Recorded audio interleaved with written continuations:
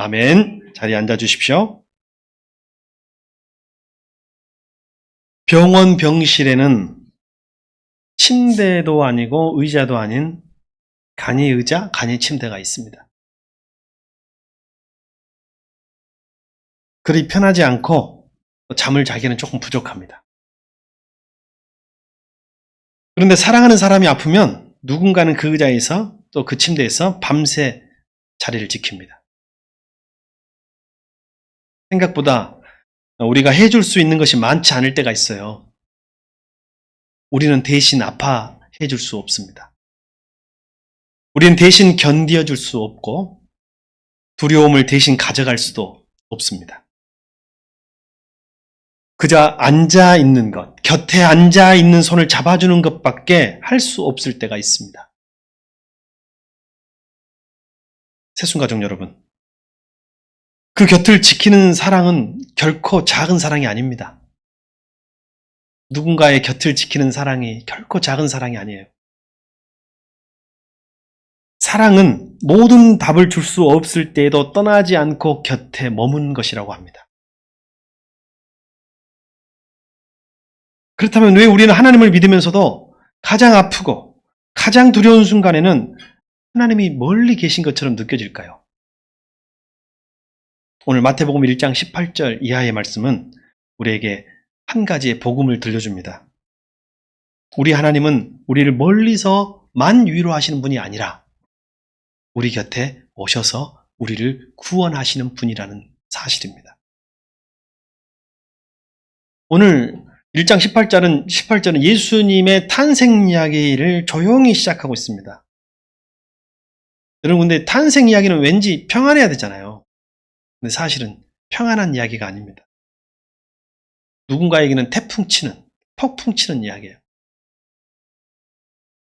아기가 생겼다는 것이 누구에게는 기다리고 고대하고 너무 행복한 소식이지만 누구에게는 천둥 번개 같은 소식이 될 수 있어요. 오늘 마리아와 요셉과 정혼은 하였으나 아직 완전히 하나 된 부부가 되지 못하고 합방하지 않은 그 단계에서 애가 생긴 거예요. 글쎄요, 여러분, 꼭 만약에 우리 중에 우리가 결혼 전에 있는 우리 미혼들이 있다면, 청년들이 있다면 덜컹 아이가 생겼다고 생각해 보세요. 아니, 우리 부모님들은 우리 아이들에게 갑자기 결혼하지 않은 상태에서 우리 아이가 생겼다고 생각해 보세요. 그냥 쉬운 평안으로 받아들이기만은 어려울 것입니다.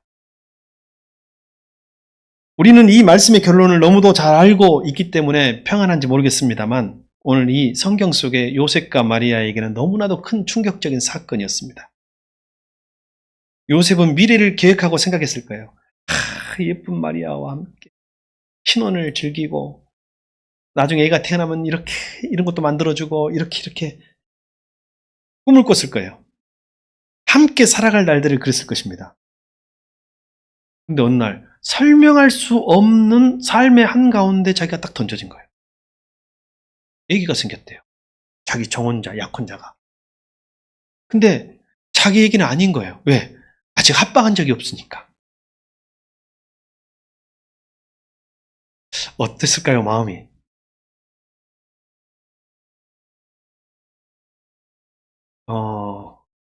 제 조카가 애가 덜컥 생겼어요. 애가 생겼는데 저희 누나가 한동안 말을 안 하더라고. 아마 그 아이도 그 엄마도 굉장히 힘든 시간을 견뎠을 거예요. 믿음이 있는 사람도 흔들릴 수 있습니다. 의로운 사람도 밤새 잠들지 못할 수 있습니다. 하나님을 아는 사람도 현실 앞에 무너질 수 있습니다. 우리도 그렇습니다. 말하지 못한 염려가 있습니다. 웃고 있어도 마음 한쪽이 무너지는 시간들이 우리에게 있습니다. 사랑하는 사람의 아픔 앞에서, 관계의 흔들림 앞에서, 그리고 미래의 불확실함 앞에서 우리는 조용히 물을 때가 있습니다. 하나님, 지금 어디 계십니까? 그때 오늘 성경 말씀은 우리를 정지하지 않습니다. 오늘 본문은 우리에게 다시 보여줍니다. 하나님은 멀리 계신 분이 아니라 우리 곁에 오시는 분이시라고. 하나님은 멀리 계신 분이 아니라 여러분과 함께 하시는 분이십니다. 마태복음 1장 19절. 성경은 요셉을 의로운 사람이라고 말하고 있습니다. 의로운 사람. 요셉은 마리아를 드러내 욕되게 만들고 싶지 않았어요. 마리아의 인생도 망치고 싶지 않았고 사회적으로 매장시키고 싶지도 않았어요. 그래서 조용히 끊고자 했다고 성경이 말합니다. 왜냐하면 나의 애는 아닌데 나의 약혼자가 애가 생겼잖아요. 조용히 끊고 싶어 했어요. 요셉이 냉정하거나 차가운 사람이 아니라 사실은 요셉이 할 수 있는 최고의 배려와 최고의 선택이었을 것 같아요. 요셉의 의로운 인격이라면. 근데 하나님의 길은요, 인간의 최선보다 더 깊습니다. 요셉은 최선의 선택, 요셉 같은 현명한 선택을 하기가 쉽지 않죠, 사실은. 이 감정적으로 대응하기가 쉬운데, 하나님의 길은 인간의 최선보다 더 깊어요. 20절에 주의 사자가 요셉의 꿈에 나타났습니다. 그리고 부릅니다. 다윗의 자손 요셉아. 그냥 요셉아 할 수도 있는데 다윗의 자손 요셉아 한 데는 다 의미가 있겠죠? 내 아내 마리아 데려오는 것을 무서워하지 마라. 오늘 보니 하나님은 이미 요셉의 두려움을 다 알고 있었습니다. 무서워하지 마라. 두려워하지 마라. 하나님은 요셉의 침묵을 보고 계셨습니다. 하나님은 요셉이 사람들 앞에서 말하지 못하는 마음까지도 알고 있었어요. 말하지를 못하는 거예요. 부모, 형제에게도 말하지 못하는 거예요. 그리고 말씀하십니다. 무서워하지 마라. 무서워하지 마라. 새순가족 여러분, 하나님의 첫 음성은 정죄가 아닙니다. 너 왜 순종 안 하냐? 왜 너 무서워하냐? 그렇게 하지 않으시고 내가 다 안다. 무서워하지 마라. 두려움 속에 있는 요셉을 다시 하나님의 이야기 안으로 부르시는 초대의 시간이에요. 지금 요셉은 자기의 이야기 속에서는 이해할 수 없는 일이 벌어진 거예요. 내 인생의 드라마에서는 이해할 수 없는, 나에게 왜 이런 일이? 근데 하나님의 이야기 속에서는 이게 비로소 이해가 되는 거예요. 여러분에게 일어나는 일 하나하나는 여러분의 인생 이야기 속에서는 결코 이해할 수 없는 것들이 종종 있을 것입니다. 그때 하나님이 여러분을 초대하십니다. 두려워하지 마라. 오늘 1장 21절에 천사는 아이의 이름을 알려줍니다. 아들을 낳을 것인데 이름을 예수라고 해라. 이는 그가 자기 백성을 자기들의 죄에서 구원할 자이심이라. 구원자라는 뜻입니다. 예수의 이름의 뜻은. 근데 예수라는 이름은 단지 예쁜 이름, 아름다운 아기의 이름이 아니라 구원의 이름이었어요. 왜요? 수많은 이름 중에 예쁜 이름 많잖아요. 그죠? 요즘에 예쁜 이름 많아요. 근데 예수라고 하라는 것은 뭐냐면 요셉의 인생 이야기에서 이제 하나님의 이야기로 들어오게 초대하고 계시는 사건이에요. 하나님이 우리 곁에 오신 이유는 단지 우리를 달래주기 위해서, 우리를 외롭지 않게 하기 위해서 오신 것이 아니라 구원하기 위해서 오심을 믿습니다. 우리 인간은요, 때로는요, 함께 해주는 것 외에는 해줄 것이 없을 때가 많아요. 근데 하나님은요, 후원하실 수 있는 분이시고, 후원해 주시는 분이신 줄 믿습니다. 그래서 내가 함께 해주는 것도 중요하지만, 하나님이 함께 하는 것을 알려주는 것이 너무너무 중요한 거예요. 제가 요즘에 한 번씩, 얘들이, 한 애는 이제 학교 앞으로 나가서 살고, 한 애는 밤에 10시, 11시에 들어오고, 이놈들이 전화도 안 하네. 막 괘씸한 생각이 좀 들 때가 있어요. 그러면서 느낍니다. 내가 이제 해줄 수 있는 것이 점점 적어지는구나. 지금은 뭐 해주는 것밖에 없어요? 예, 돈 주고, 돈 대주고, 용돈 주고, 기도해 주는 것밖에 없는데, 나중에 이제 저도 늙고 세해지면, 진짜 기도해 주는 것밖에 안 남더라고요. 예수님이 필요합니다. 구원자. 예수님이 우리 자녀들에게 필요한 줄 믿습니다. 우리 지금 여러분 부모님들, 여러분이 해줄 수 있는 거 얼마나 있다고 생각하세요? 얼마 없어요. 하나님은 우리를 죄에서 구원하기 위해 오셨습니다. 우리가 해결할 수 없는 죄를, 우리가 끊어내지 못하는 어두움을, 우리가 감추고 싶어하는 부끄러움 속으로 우리 주님이 오신 것입니다. 그 이름을 예수라 하라. 그리고 오늘 또 다른 이름을 말씀하십니다. 23절에 보라 처녀가 잉태하여 아들을 낳을 것이요 그 이름을 임마누엘이라고 하여라.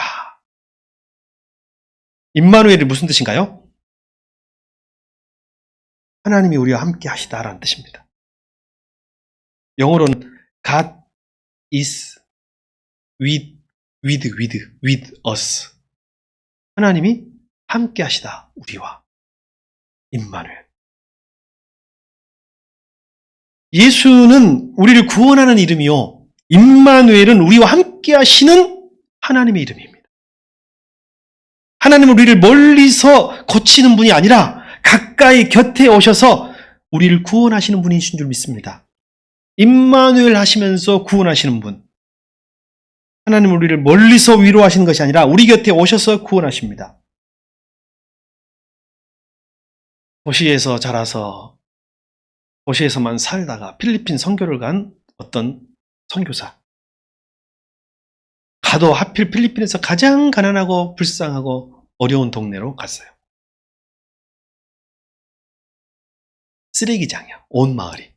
근데 그 쓰레기장이 뭐냐면 거기서 온 쓰레기가 거기 세상의 쓰레기가 다 모이는데 거기서 하나씩 건져가지고 곰을 팔아서 사는 거예요.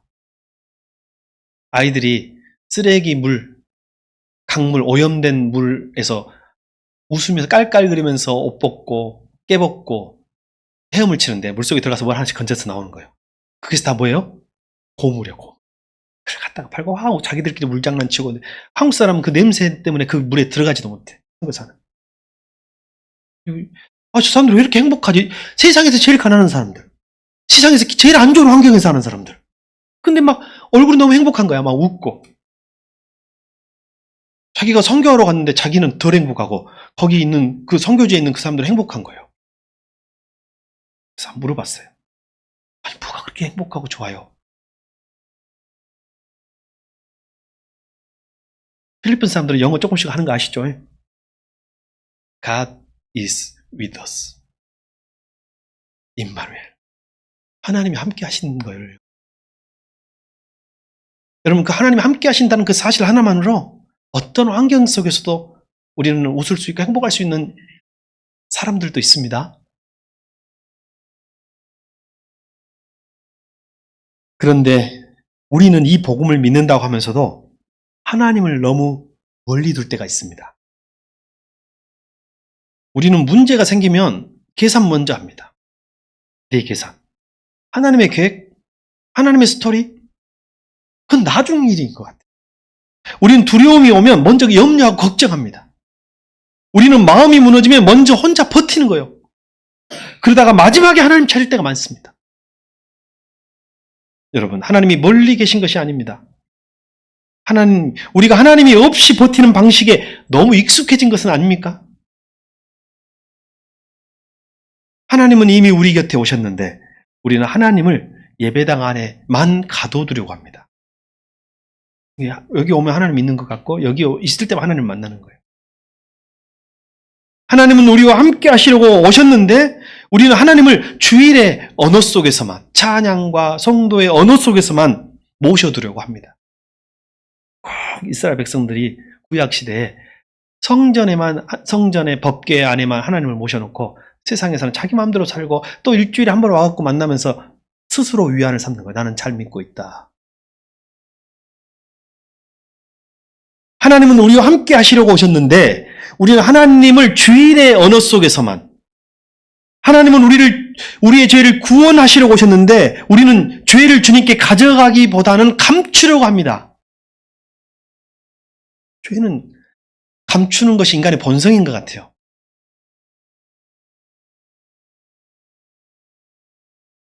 아담과 하와가 선악과를 먹고 숨었습니다. 감추려고요. 그때부터 우리도 계속 감추려고 하는 거예요. 그래서 자꾸 성적표를 감추려고 하는지 모르겠습니다. 임마누엘의 은혜를 믿는다는 것은 하나님이 내 삶의 바깥에 계시지 않음을 믿는 것이며,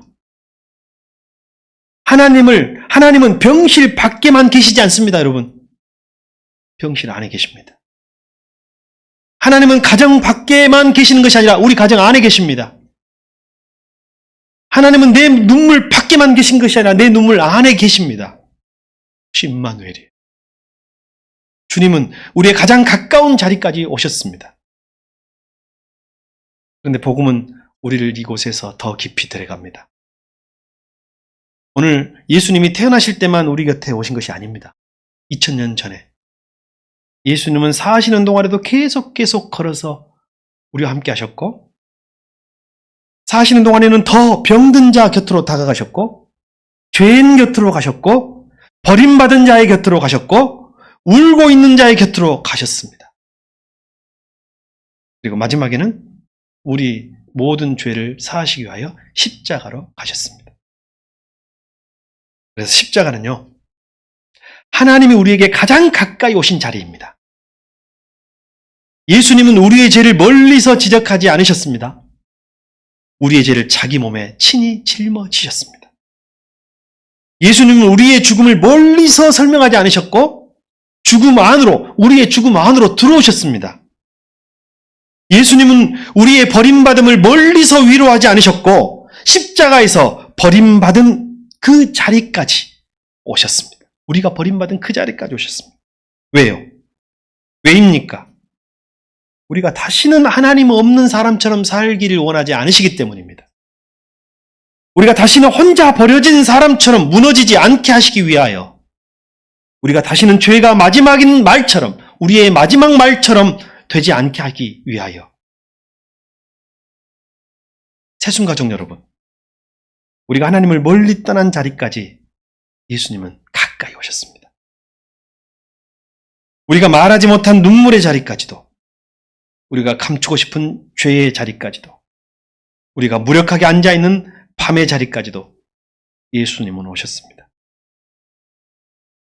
하나님은 우리를 멀리서 위로하는 것이 아니라 우리 곁에서 우리를 구원하시는 분이십니다. 이것이 예수님의 복음이요, 임마누엘의 복음인 줄 믿습니다.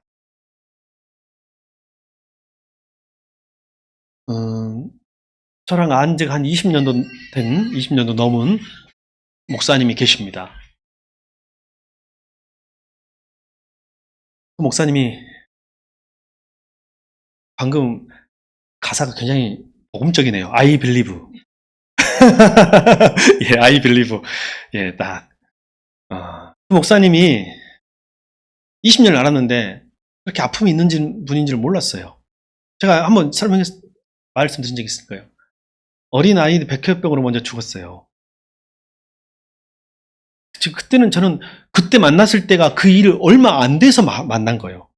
바로 그 일 얼마 안 돼서 만났는데, 지금까지 그 분이 그런 아픔을 갖고 있는지를 나중에 알았고, 그리고 저도 이제 자식을 키우니까 그 마음이 이제 이해가 되는 거예요. 그때는 알았을 때도 제가 너무 어렸었나 봐요. 목사님 그때 어떻게 견뎠습니까? 어떻게 이겼습니까? 했더니 그냥 하는 말로 그냥 버티고 살아냈지 하시는데, 저에게는 그 말이 어떻게 들렸냐면 하나님이 함께 하셔서 견뎠어, 이렇게 들렸어요.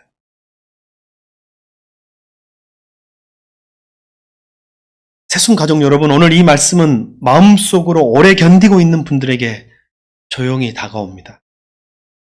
겉으로는 괜찮아 보이지만 밤마다 혼자 삼키는 기도가 있는 분들이 이 가운데 있을 것입니다. 웃고 있지만 마음 한쪽이 무너지는 분들이 우리 가운데 있습니다. 사랑하는 사람의 아픔 앞에서 아무것도 할 수 없이 조용히 곁에 지키고만 있을 수 있는, 손만 붙들고 있는 분들도 있을 것입니다. 주님은 그 마음을 책망하지 아니하시고 그 눈물을 구경만 하지 아니하시고 주님도 우리 곁에 함께 계심을 믿습니다. 예수는 구원의 이름이요. 임마누엘은 동행의 이름입니다. 예수님은 우리 곁에서 우리를 구원하십니다. 임마누엘의 하나님은 우리를 홀로 두지 아니하시고 지키십니다. 오늘 우리는 이렇게 고백합니다. 나는 혼자가 아닙니다. 한번 우리도 고백합시다. 나는 혼자가 아닙니다. 주님이 함께 하십니다. 이제 성경 본문은 우리에게 요셉을 다시 보여줍니다. 24절에 요셉이 잠에서 깨어나 일어나 주의 사자의 분부대로 행하여 그의 아내를 데려왔다 했습니다. 요셉은 모든 것을 다 이해해서 순종한 것이 아닙니다. 여러분, 우리가 다 이해하고 순종하는 사람이 아니에요. 우리는 다 이해할 수 없어요. 믿고 순종하는 거예요. 주님이 꿈에, 주의 천사가 꿈에 데려와라 하시니까, 그래요. 내 인생의 이야기로서는 이해할 수 없는 일이지만 하나님의 이야기 안에서는 가능한 것인 줄 믿습니다. 앞으로 어떤 시선들이 따라올지, 앞으로 어떤 오해를 견뎌야 할지 요셉은 다 아직 알지도 못한 채 순종했습니다. 그는 하나님의 말씀을 붙들고 한 걸음을 내디뎠습니다. 여러분, 믿음이라는 것은 모든 답을 가진 사람이 걷는 길이 아닙니다. 믿음은 함께 하신 하나님을 믿고 신뢰하면서 오늘의 한 걸음을 걷는 길입니다. 새순 가족 여러분, 순종은 하나님께 인정받기 위한 몸부림이 아니라 이미 곁에 오신 하나님을 신뢰하는 한 걸음입니다. 이번 한 주 우리도 그렇게 한 걸음씩 걸었으면 좋겠습니다. 우리 아침에 눈을 뜰 때 불안이 먼저 찾아올 때가 있을 것입니다. 그때 그렇게 고백하십시오. 주님, 오늘도 제 곁에 계심을 믿습니다. 하나님이 함께 하심을 믿습니다. 병원에 가는 길에도, 직장으로 가는 길에도, 학교로 가는 길에도, 혼자 있는 그 시간에도 그렇게 고백하십시오. 주님, 나와 함께 하심을 믿습니다. 그 고백을 누군가에게 또 흘려보내봅시다. 누군가 홀로 있다고 생각하는 자들에게, 요셉처럼 두려워하는 자들에게, 마리아처럼 무서워하는 사람들에게, 말없이 지친 사람들에게, 괜찮은 척 웃고 있는 사람에게, 혼자 버티고 있는 가족들에게 조용히 그 복음을 전해주십시오. 혼자가 아닙니다. 주님이 함께 하십니다. 오늘 예배를 마치고 돌아가는 우리의 길은 혼자의 길이 아닙니다. 예수님의 이름으로 구원받는 길입니다. 임마누엘 은혜로 함께 걷는 길입니다. 주님이 우리 곁에 오셨습니다. 오늘도 우리와 함께 하십니다. 기도하겠습니다. 하나님 아버지, 우리 곁에 오신 예수님을 찬양합니다. 우리는 두려울 때에 하나님이 멀리 계신 것처럼 느꼈습니다. 마음이 무너질 때 혼자 버티려고 하였습니다. 그러나 주님은 우리를 멀리서만 바라만 보지 아니하시고 우리의 죄와 눈물과 아픔의 자리까지 가까이 오셨습니다. 예수님의 이름으로 우리를 구원하시고 임마누엘의 은혜로 우리와 함께하여 주시옵소서. 말하지 못한 염려를 품은 성도들, 사랑하는 사람의 아픔 곁에서 조용히 견디는 이들, 삶의 무게 앞에서 흔들리는 이들을 주님 손으로 붙들어 주시옵소서. 이 한 주도 우리가 혼자가 아니라는 복음으로 살게 하시고 요셉처럼 모든 것을 다 이해해서가 아니라 곁에 오신 하나님을 믿고 오늘의 한 걸음을 순종으로 걷게 하옵소서. 예수 그리스도 이름으로 기도드립니다. 아멘. 지금 잠시 말씀을 듣고 헌신하는 시간을 갖겠습니다. 하나님이 함께 계신다는 고백을 한번 써보십시오. 그리고 우리 주변에 하나님이 계신다고 하는 이 메시지를